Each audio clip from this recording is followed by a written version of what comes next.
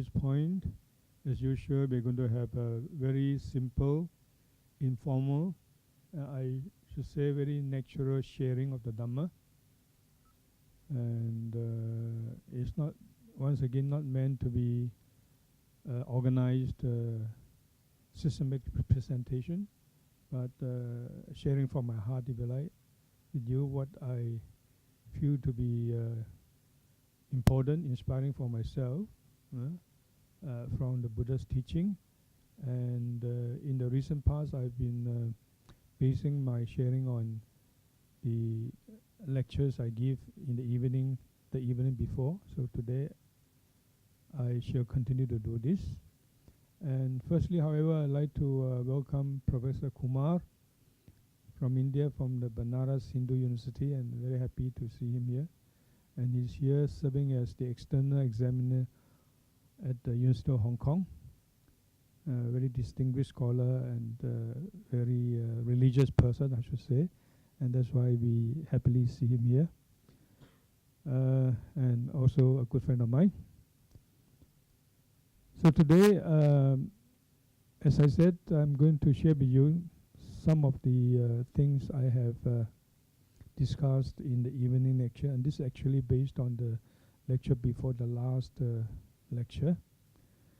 And in the past more than a month, we have been examining how the Buddha functions, how the Buddha exemplifies as a creative teacher, a teacher of creative education. And we believe that Dhamma is creative education. So in what sense it is, and how the Buddha becomes creative. So in what sense he is a creative teacher. We have come to look at one short, a few passages of a sutta from the Majjhima Nikaya called the Kakacupama Sutta. And so today I want to highlight a few points. At the very beginning, we find the Buddha saying this. He says, at one time, O monks, the bhikkhus among truly gladdened my mind, pleased my mind. The word is aratayingsu. What he meant was that he was extremely happy and satisfied with the way he was guiding the monks without having to impose any rules and any legislation, any disciplinary rules at all. And so here on this occasion, the Buddha was sharing his experience of having only one meal a day, or more correctly, at one sitting. And we saw that the Buddha talked about this on several occasions. This is another sutta which shows clearly that these kind of rules came gradually. They were not imposed as institutional rules like the way laws are imposed by the country or in the military. Nothing like that. But these so-called disciplinary rules are actually guidelines, recommendation by the Buddha. And the Buddha shared his experience and explained why. Every time there was always an explanation, an introduction as to why a certain disciplinary rule, if you like, was recommended by the Buddha. So here he was talking about this experience of having and eating at only one sitting, and he told the Buddha, he told the monks that when he was doing like this, and he felt lightness in body and mind, and he dwelt in a state of ease throughout, with little afflictions or no afflictions, and with little sickness. And so he recommended this to the monks. Why do you come and try like this? And this is how the so-called disciplinary rule was laid down. So we mustn't think of the rules, the so-called rules in terms of sila, as the rigid discipline, institutional disciplinary rules or laws in the case of Buddhism. On that point, I have talked a lot, so I'm not going to spend too much time. So here too, we see another example where the Buddha, where we saw that the Buddha actually introduced that disciplinary recommendation in a very natural manner. So he said that that was not he said all he had to do. He didn't have to say, you must do this. So he said that he did not have to make any what is called anusasani, any instruction, any that word can be translated as even commandment. No, he didn't have to impose any rules. He just inspired the listeners, the monks. And he said, so I didn't have to. There was no anusasani that had to be done. All I had to do, he said, was to arouse mindfulness. The sati, you see the word sati and upada, sati upada, causing the arising of sati. So it becomes sati upada, kariniyam eva. Just only the ever. Nothing more than that. So he did that by sharing experience, his own experience. And that is one qualification of the Buddha we can see now, we learn from here, of his as a creative teacher. First, we see his sincerity. Secondly, we see that his concern is to see that the monks get the benefit. In other words, out of compassion, out of kindness, and out of the wish that the students get the benefit. Not because he's the teacher, he has authority, has the power to impose a rule, and not because he wants to make sure that all the members of that group will obey him so that he doesn't have any trouble running the institution, nothing like that. So he said he only had to arouse mindfulness. He did that by sharing his own experience, and that is another thing. He does what he says, what he teaches. And that makes him inspiring. That makes his teaching creative. Of course, sati, as we know, is extremely important. It's the sine qua non for spiritual growth. And that's why in the Buddha's teaching, in many, if you like, doctrinal formulations, we see that sati comes at the very beginning, or the path of growth. For instance, the 7 factors of enlightenment, bojjhanga. Without mindfulness, we cannot develop. Firstly, we must be aware of our own predicament, our own weaknesses.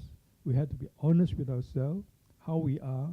We can't have an idealized picture. I'm better, I know more, I'm perfect, I don't need to learn, I don't need to be told. And if you have that kind of mentality, you'll never grow.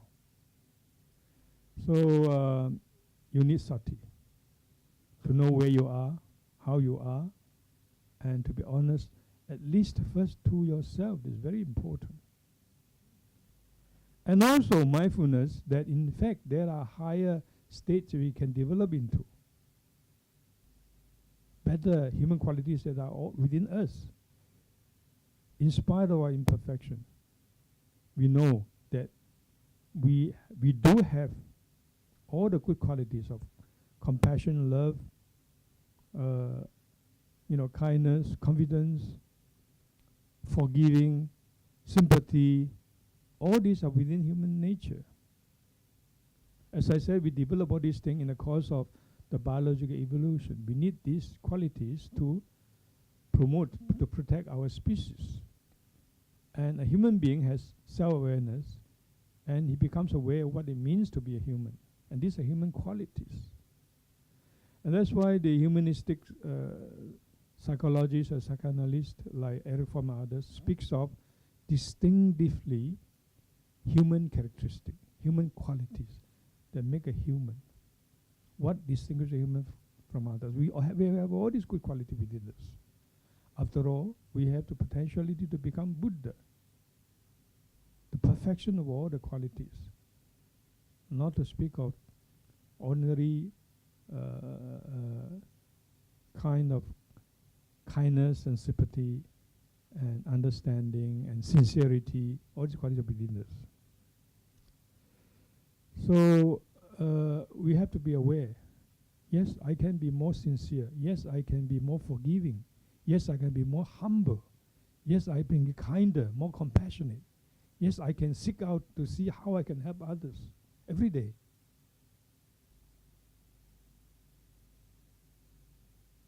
In this way, we grow into higher states. So all this require mindfulness. So the Buddha says here, in a very important statement, he says that he needs to do that, of course. That is the only thing he needs to do, is to arouse, to make arise. Upada is to make arise. It's to cause arise mindfulness in the monks. And when they become aware of this, when they have enough mindfulness, then they begin to grow.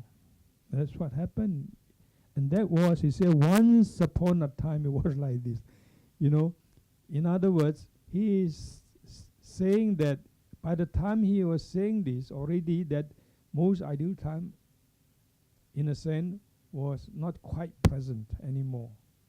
This is in the Buddha's own lifetime. He has a long career. So he reminiscence in the past, once it was like that, ekang samayang. You can see that. Ekang samayang aradayingsu me chittang. They gladden my mind. Once upon a time. As the Sangha grow, of course, things become more complicated. As in the case of any development, the Buddhist development, Buddhist institute cannot be an exception. Various complications arose, and things were not as ideal as the good old time, as it were. And the Buddha told the monks that once it wasn't like that. One, it was just, I simply had to inspire, to arouse mindfulness. And my monks just become very receptive. They received my inspiration, and they grow. They got sparked off. Well, today we don't have this kind of ideal conditions. The Buddha is not with us. But we can be sparked off, even by imperfect teachers, through the Dhamma. So what is important is these qualities that we see we can emulate the qualities of the Buddha. We don't have the good qualities to the degrees as in the case of the Buddha, but we can emulate them. Sincerity is something we can certainly learn. In spite of all imperfection, we can be sincere. Honesty, compassion, forgiving, all these qualities we can learn. Mindfulness. So very beautiful reminder from the Buddha. Very beautiful descriptions. And that was the situation. But that was the way. In fact, here also, he was doing the same thing.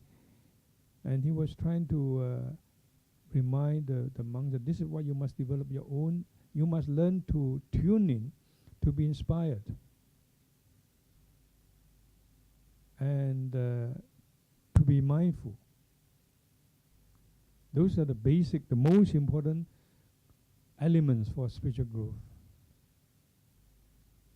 And having said that, then he finally he came to a conclusion. Of course, he started with the sharing of his experience of eating at one sitting. Then you might think, why do I go on and on this point? But the thing is that I'm actually quoting the suttas, and this episode was related in different places. And this is yet another example. In fact, that this fact shows This constitutes the very proof, if you like, of the authenticity of of the manner, of the tradition. That in fact these rules came in a very natural way. They were not imposed from a kind of hierarchical institutional authority. The Buddhist structure is not authoritarian structure. So we saw it once again. So I'm just reading this. And he started with this, but then he came to a conclusion at last, which is very important. We have to be, even when we read the sutta, as I said, what I'm trying to do is to show that when we study the sutta, when we study even Pali as a language, we don't just acquire intellectual or scholarly knowledge. By all means, be scholarly. By all means, achieve your intellectual capacity. But these are tools, and tools for understanding the spiritual message of the Buddha. We have to integrate our knowledge, our scholarly ability with practice. This is our humble emphasis of this little center. And we want to show that, we want to exemplify that in however imperfect a manner, in the way we teach, in the way we offer courses here. So when we read this, if we want to be benefited, we mustn't just think of them as simply academic courses for you to get your credits and acquire degree. Yeah, by all means, get good degrees, get your PhD, write your good books. But in this very process, you must learn to be inspired. You must learn the Dhamma. And you must grow. So we have to be mindful, watch out for the important messages. So in this way, when we look at this sutta, we see that the Buddha started with the sharing of the experience of something very simple, eating food. Okay, you might think that it's so trivial and simple. No, but actually eating is a very important part, of human existence. But the interesting thing is, at the end of this description, then he concludes. Let me jump to his conclusion first.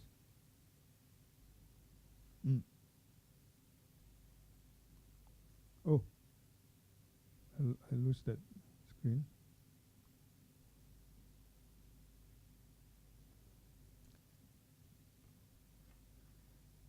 Anyway, while we are waiting for the screen, I just continue with my description. He said, Tasma tiha bhikkhave. He said, therefore. What does it say? He said, therefore, abandon the unskillful.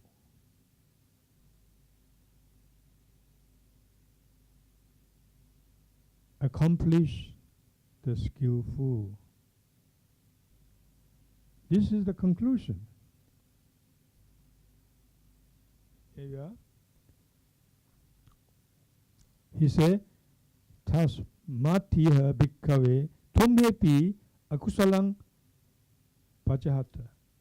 You abandon the akusala and devote yourself to the kusala. Kusalesu dhammesu ayokang karota. Apply effort to the skillful. So, what does it mean? In fact, this advice is for the whole spiritual striving. It constitutes the abandoning of the unskillful or of evil, we know, and the accomplishing, attaining, or undertaking the good, the skillful. That is the whole of the spiritual life of the Buddha's teaching in itself. You know that, right? Not doing evil and doing all or attaining all the skillful and purifying one's mind. This is in Chinese, 知惡莫作眾善奉行自正其義。呢個係咩呢？呢個係整個佛教嚟嘅，整個修行。So starting from his the example of sharing the experience of eating, he goes on to this conclusion. This is in the same way. In other words, he wants to inspire the monks to strive spiritually under inspiration. That what he wants is that through inspiration, the monks can abandon the unskillful and undertake the skillful and attain mental purification, all through inspiration. That is the main point here.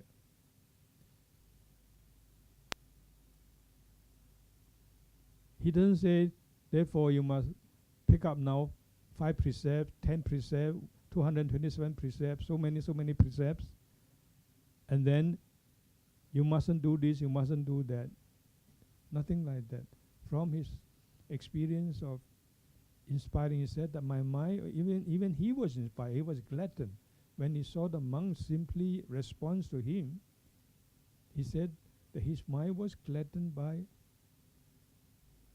the monks. So it's a mutual inspiration, actually. This is the case of spiritual growth. His mind was, that word can mean that his mind was satisfied, was pleased when the monks respond to him, being inspired, and therefore growth. So he said, therefore monks, I translated, therefore monks, you abandon the unskillful. You devote yourself to the wholesome states.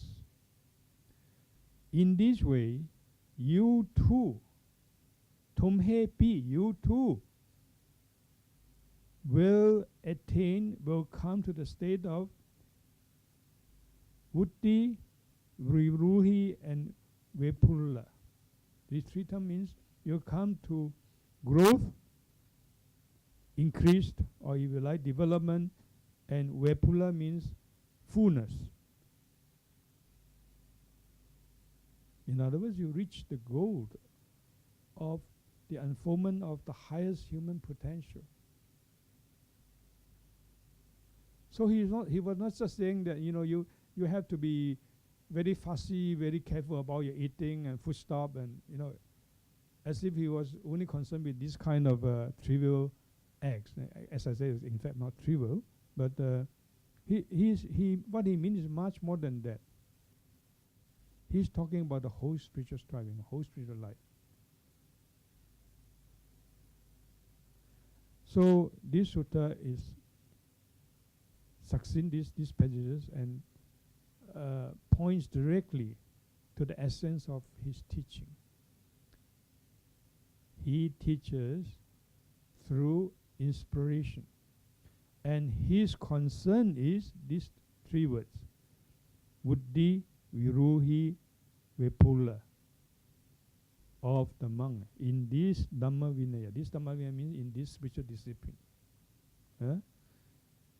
Why do you try to do good, not to do evil, to purify your heart? Is it because you want to be just attain moral perfection per se? I don't believe that Buddhism aims at moral perfection per se. Even moral perception is instrumental. Ultimately, what Buddhism is concerned with is the eradication of dukkha, the transcendence of dukkha. That's what the Buddha says. All his teachings says only the taste of the overcoming of dukkha.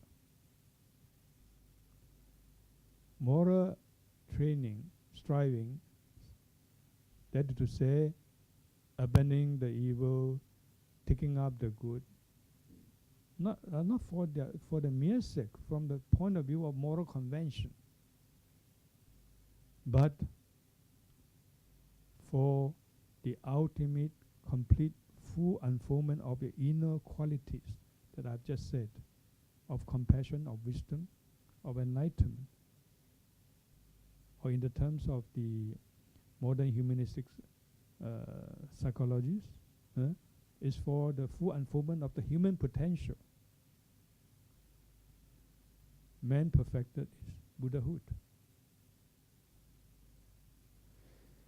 So he sums up by saying that you take up the wholesome and the abandoned unwholesome, so that in this way, the ultimate goal is pointed out now.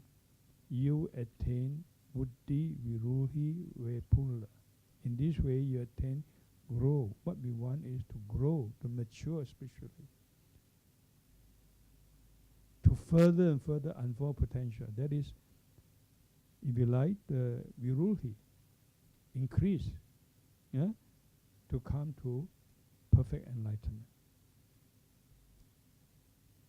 So the Buddha is telling us that this is the only goal of any spiritual striving, and the way that to say the Buddha, the way I hope it works is through inspiration, and it does work in his case. When you look at examples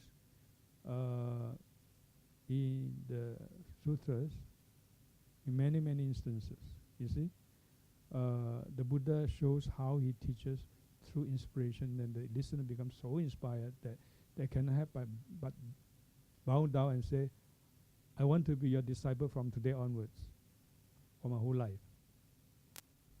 The Buddha never said, you come and I'm superior than you. You come and you bow down to me, you become my disciple. It's not like that. So when the disciple listen to him, and they become spontaneously, naturally inspired. So the main point is the Buddha's method of creative teaching is through inspiration. And he is the inspirer par excellence. In this context, I want to introduce 4 terms to you. These 4 terms recur throughout the Sutta Pitakas. And we find them not only in the Pali canon, actually. I think the Chinese should be familiar with these 4 terms. In the Agama text, in the Mahayana text, in Prajna Paramita text, and these 4 terms occur frequently. And these terms represent the Buddha's teaching through inspiration. These 4 terms are this. In Pali, I just give the Pali here. If you are interested in the Sanskrit, you'll find them fully explained in my glossary in the Sanskrit, my Sanskrit grammatical manual. Sangdasseti, the first one. Second one, Samadapeti. Third one is Samutteti, and the fourth one is Sampahangseti. We can translate the first term to mean the word sam represents full or proper instruction, proper. He shows. The Buddha is one who points out, who shows. In the episode we just referred to in the sutta just now, we see the Buddha say he arouses mindfulness. That is his showing. He's pointing out your situation. He's pointing out higher possibilities.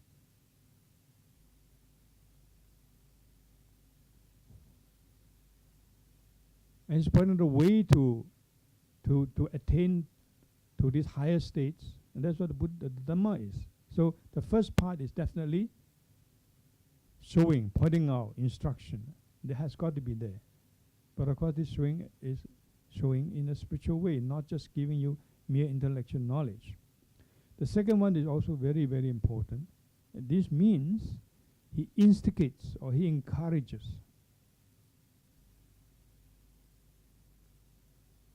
And that's where he functions as an inspirer. As he teaches, as he shares his experience to you, he's encouraging you. Why don't you? Is it like, for example, in this episode, he shares his experience of eating 1 meal a day and the benefit he derived from that. And this inspires the monks. And they want to follow his example. He doesn't force on to them. He doesn't impose from him as an authority. And that is an important characteristic of Buddhist Sila. Sila has to come from within you. It's not something, it's not a rule from imposed from an authority outside you. Then it will not be Sila in the Buddhist sense. It would be a kind of commandment. Maybe in the case of some theistic religions, you can see in some Western system like Catholicism. We are not here to criticize them, but just to point out the difference. But in the case of Buddhism, there's really no commandment as such. It's inspiration, it's recommendations. And as I said, the word is Sikkhapada. Sikkhapada is a training factor. You take up the samadhi. I mean, just now when you recite the 5 precepts, for instance, killing and so on, you say, this Sikkhapadang samadhiyami, I undertake. Every time you're saying you are making vow actually. The making vow is very, very important from the very beginning of Buddhism. It's not just a special quality of Mahayana. It goes beyond all this yana. It's the very essence of Buddhist practice. One of the important, if you like, essences. I undertake. Every time you are making vow, you are saying, I go to the Buddha for refuge. I undertake this. I undertake that. Because you are shown. The Buddha shows you, and you respond. You must respond. If you don't respond, it's who loses? It's you who loses spiritually. If you respond, who gains? It's you who gains. So second is, the Buddha's teaching encourages, instigates you. That's how we benefit ourselves and others. We undertake something, we ask others to undertake. That's why Buddhism emphasizes spiritual fellowship, kalyanamitata. We have seen that. The Buddha says when a spiritual friend, one of the important features in the spiritual friend is that when he strives in a certain way, when he finds benefit in spiritual striving, he also inspires others to follow. Even the king, we saw that. When he begins to practice the Dhamma, then he inspires others to take up spiritual striving. And then everybody in the whole society, in the whole country,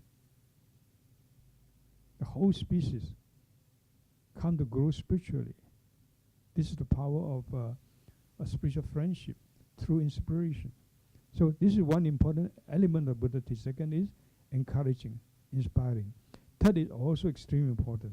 The word is samut tejeti, is from the root teach. Teach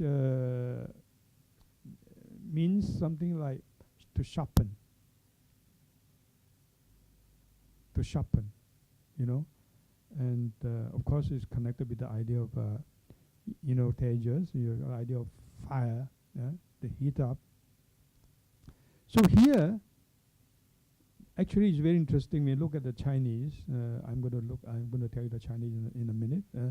You have another meaning. One is to sharpen.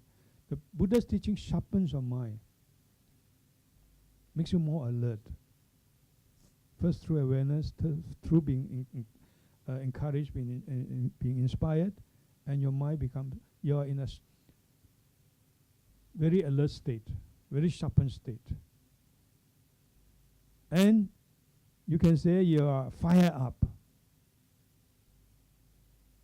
You are illumined by his teaching. This is another feature of the Buddha's teaching as a creative teacher through inspiration. And then fourthly, he properly gladdens. Finally, when you gain the advantage, when you are this is provided you are receptive. Otherwise, you struggle, you react, you defend, then you don't get that. But by someone who listens receptively, he feels happy. Like we do when we listen to the Dhamma. If you listen and say, oh, you are also not perfect, why you are telling me to do like this? You yourself cannot accept right. Then you are very reactive and very negative and defending yourself. Let go of all these things and just feel that inspiration not necessarily even from the preacher, but it's from the Buddha. It's from his Dhamma. So we must learn to be fired up, and then that way we feel happy. Whenever we listen to Dhamma, make it a point to feel happy. Whenever you worship the Buddha, make it a point you feel happy. Whenever you meditate, as I said, make it a point that you really enjoy the meditation. You feel, I am having another chance today, right, to very concretely, not just theoretically, practice the way to assess my deeper consciousness and to bring out my potential as a human being through actual meditation. So you must feel happy every time you have a chance to bow down to the Buddha, every time you have a chance to offer something to the Buddha or to the Sangha, every time you have a chance to chant, to praise, to meditate, to listen to the Dhamma. So your life as a Buddhist, although it's not easy, although you have to struggle, although you have to be sometimes scolded also, and some thoughts are pointed of you, but you must feel happy that way. So this is, if you like, this is the characteristic of the Dhamma. These are also characteristics of the Buddhist way of teaching through inspiration. Let me show you the Chinese word. First, Xuanzang translation. Xuanzang translation represents a more literal translation than, in a sense, more faithful to the Indian words. And sometimes you can say that his translations more correctly reflect the actual connotations, the actual intentions of the Indian words. So this forward. Si yin hun do zan lai heng he shi xian quan dao zan li qing xi. The first is, you can see that Si yin, he points out to you. He arouses your mindfulness. This is a necessary part of teaching as inspiration. Then the second word, quan dao, hun dou hai, he persuades you. He instigates you. He encourages you. The third one is that he instigates you.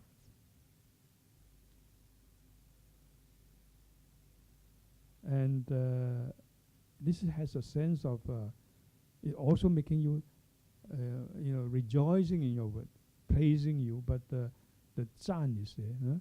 But an important part is, of course, through this process, you feel sharpened, you feel fired up, you feel inspired, and finally, gladness. And a more popularly known set of Chinese translation, older one is, last night I gave this in the class, the Si Gao Lei Hei, or just Si Gao Jiu Hei. You see so they're quite similar. This 呢個教唔係教學個教，教係 instigate 嘅意思。Lei is also sometimes given as 召召 because as I say, from the root teach, it also has the idea of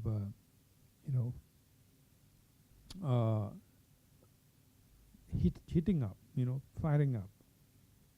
So you feel inspired that way, you feel fired up. And the Buddha teaching is emulating. Look at this set of terms, that nothing to show any authority, any imposition from someone outside. It's all stirring you up from within you through the teachings. So these four terms are very, very important terms if you want to understand how the Dhamma works, how the Buddha exemplifies as a creative teacher through pointing out, through arousing mindfulness, this is one, through encouraging, instigating, that part must be there. Otherwise, just giving you the knowledge, is that, yes, it's interesting, yeah, philosophically, meaningful, and then you just walk away. Dhamma is not meant to be like that. When you come to a class to listen to Dhamma, to learn something, you must always feel, I have something to bring home every night. At least a little bit, at least. And you feel instigated. Let me think about it. And sometimes you sleep with it. So it's worthwhile. It's if you can get there even once in a while in the classes, it's worth all the money you pay for the course. So this second part is the instigation current. Third one is you must feel illuminated. You must feel sharpened, alert in your mind. If you feel fired up, then it really works in you, and you feel happy. Your whole life becomes a happy life, in spite of the difficulty, the struggles, the tolerance you need to have, even yourself and your teacher and the system. But you still feel happy. So that is why Buddhism encourages and emphasizes so much on the so-called Dhammajoti, Fathaya. You need that to sustain yourself. So these four are very, very important, and let us not remind them. In this sutta, after explaining how his mind was simply gladdened by the bhikkhus through his inspiration, he doesn't do anything else that ever means that except to arouse mindfulness. And he succeeds in encouraging, in urging, in a very natural way, the monks to abandon evil, take up the good, and purify one's heart. By the way, I want to add a little bit more on this. Just now I said that the whole of the spiritual life according to Buddhism is summarized by these three sentences, or these three phrases.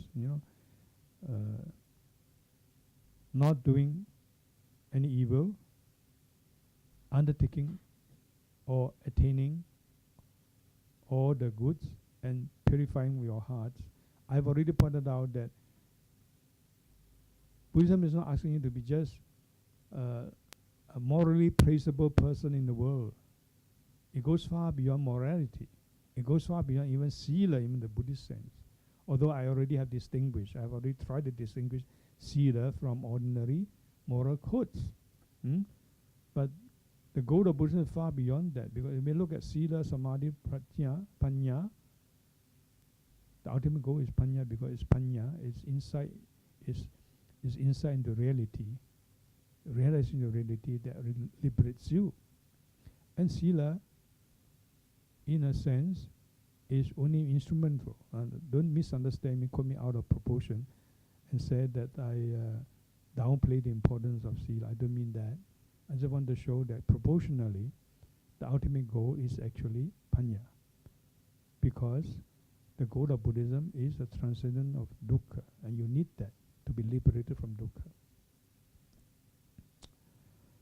So that is why, besides the not doing of evil and the undertaking of all good, you have the last one called purifying heart. That's very important.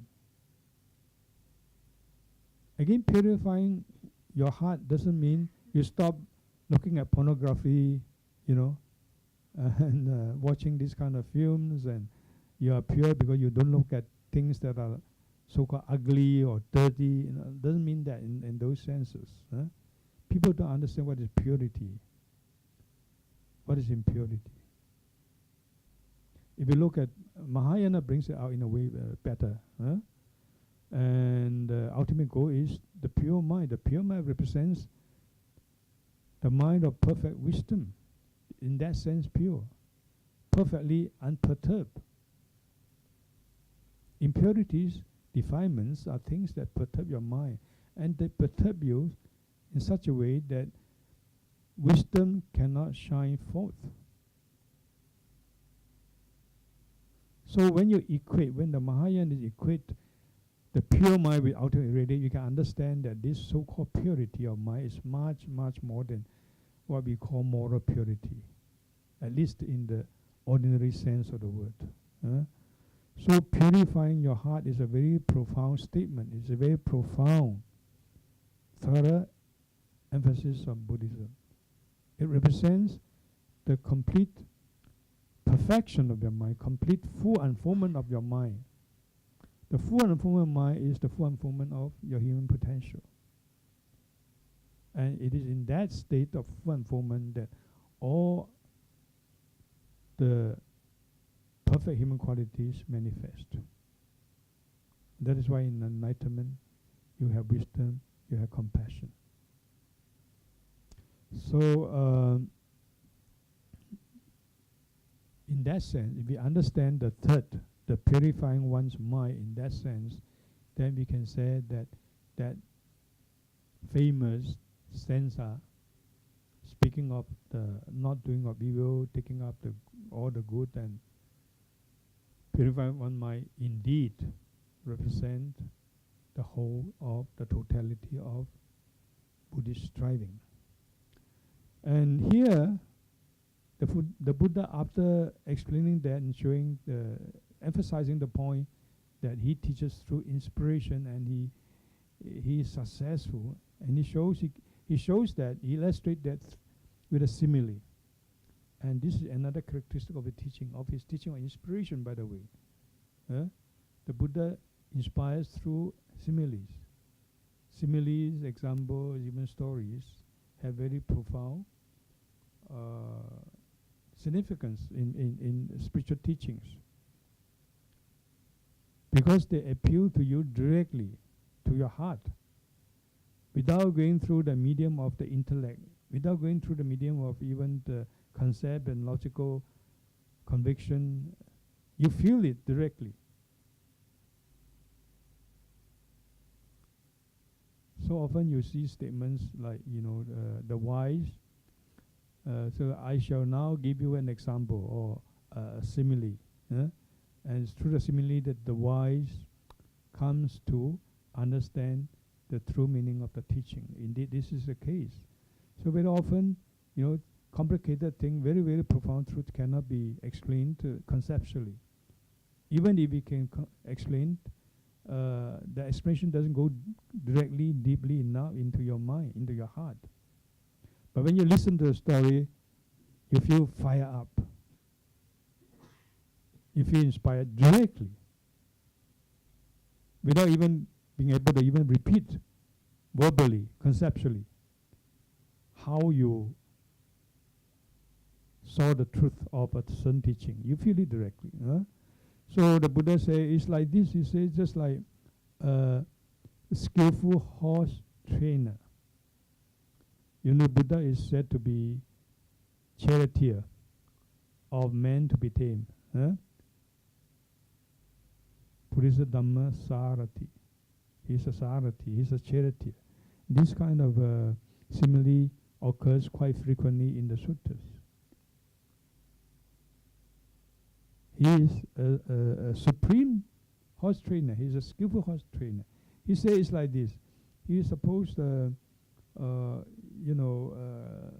have very ideal conditions of the road, of the highway, and then unobstructed, like at the junction of a highway, the ground is even.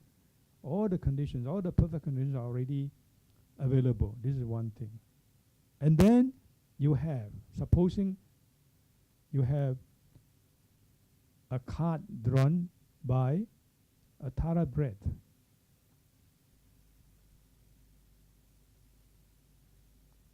The one word is called ajanya, ajaniya, a thoroughbred horse, the best horse.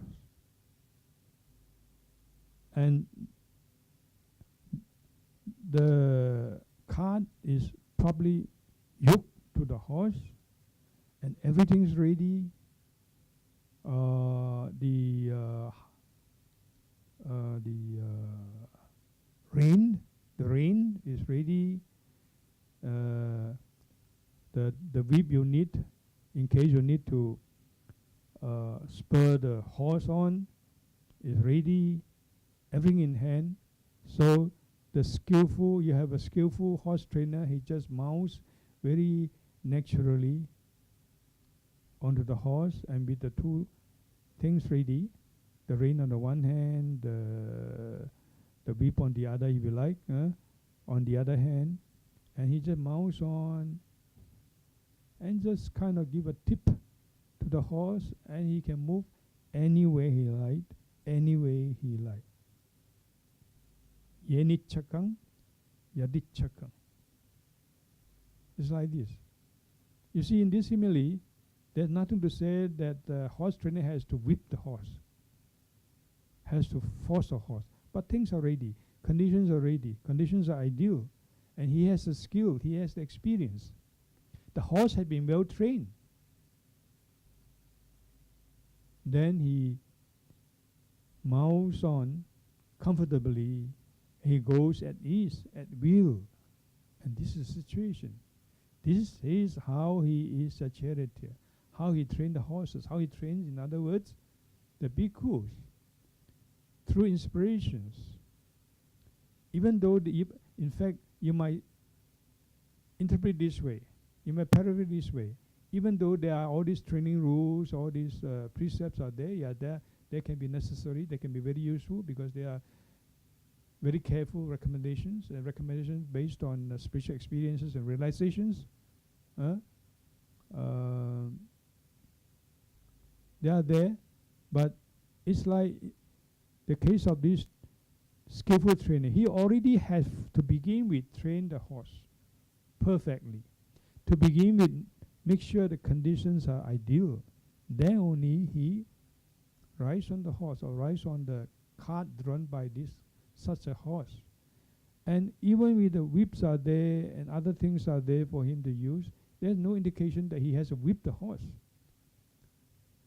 He may have to just pull the straps a little bit, and the horse will go. The horse knows, the horse tunes into him. The horse is even inspired by him. The horse is happy to serve him. Where he wants to go, the horse simply goes. How he wants the horse to go, the horse simply follows. This is the ideal teacher, the ideal situation of teaching.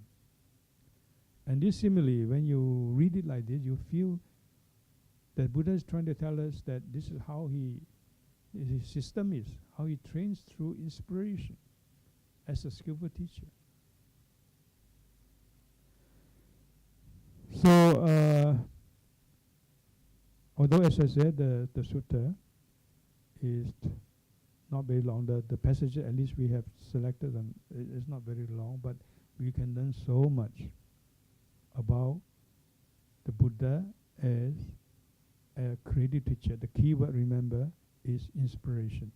And the inspirations works, further remember, that it works through a two-way interaction. The pupil must be ready, then the guru appears. The pupil has his own role, his own part. The pupil must be receptive, must be prepared to tune in. And we saw, for instance, last week that the week before that, in our sharing, how in the Badali Sutta, you see, the Buddha points out that there are different types of characters, if you like, different types of personalities. And that's why the teachers in his system, and he's talking about the teachers, talking about senior monk, but clearly he's endorsing the way these teachers function. These teachers deal with different characters, with different mentality, different psychology background, differently.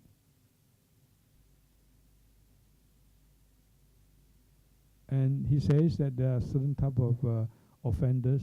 They are very egotistical, they are very reactive, they are very hateful. They are not at all prepared to even say, okay, let me try, okay, this recommendation I don't fully understand, maybe I don't fully agree, but if these spiritually advanced, experienced masters say that I should behave like, let me try it at least. Maybe it helps me. Even that much of receptivity is not there.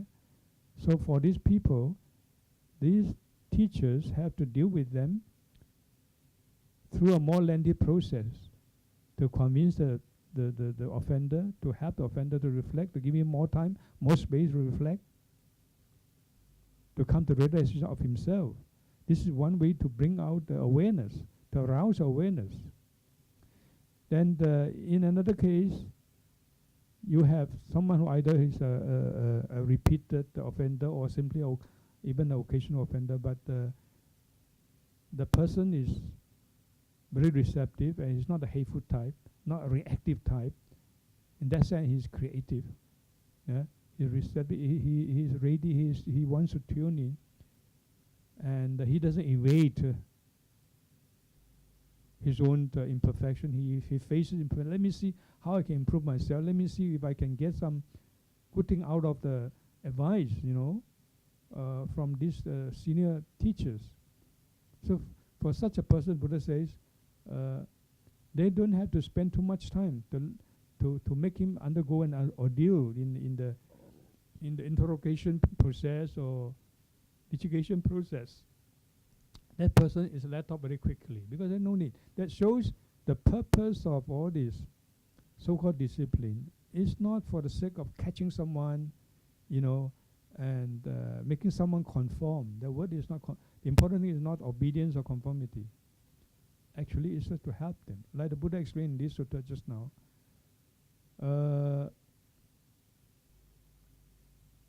The ultimate goal is for the person's growth, the person's development, the person's fullness in the unfoldment of his spiritual potential. So there are different types of persons, and they have to be treated differently. Some people you have to be very strict.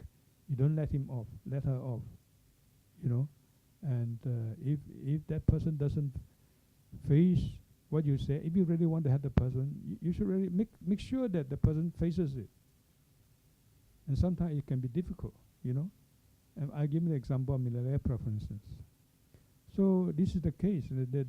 The inspiration doesn't mean just simply, I say something, whether you get it or not, it doesn't matter. If you do like that, then you are not helping the person. You really intend to help the person. You think that it's going to benefit the person who is within this Buddhist discipline. Then you have to deal in different ways, with different awareness, according to the different situation. And all these are parts of the characteristic of the Buddha as a spiritual teacher. So I think this is enough for this sharing. And we will continue in the future weeks to share further. We have not finished actually our examination of the Badali Sutta. And this is a kind of a digression. It's not really a digression also because it's definitely relevant. So I have taken some time off to look at this small part of the sutta, but next week we'll go back to the Badali Sutta to see how Badali is being gradually inspired and transformed. He comes to realize himself. This is arousing mindfulness. This is part of the arousing of mindfulness. Comes to realize himself, his own situation, what he needs to do. Okay, we will continue next week.